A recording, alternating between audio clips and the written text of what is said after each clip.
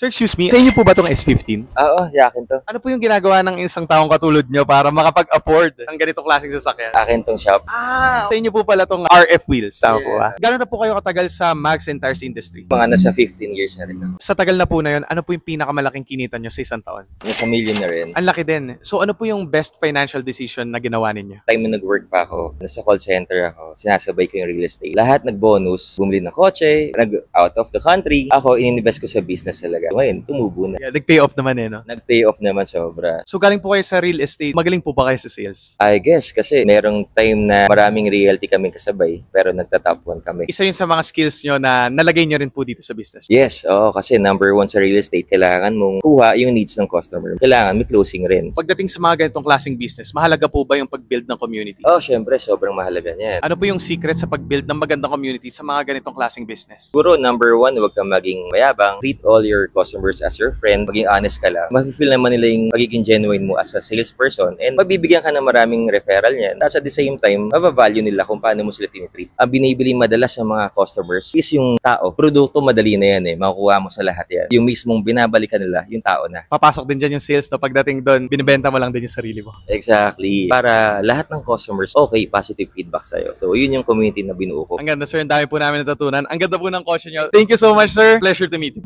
Thank you, Ren.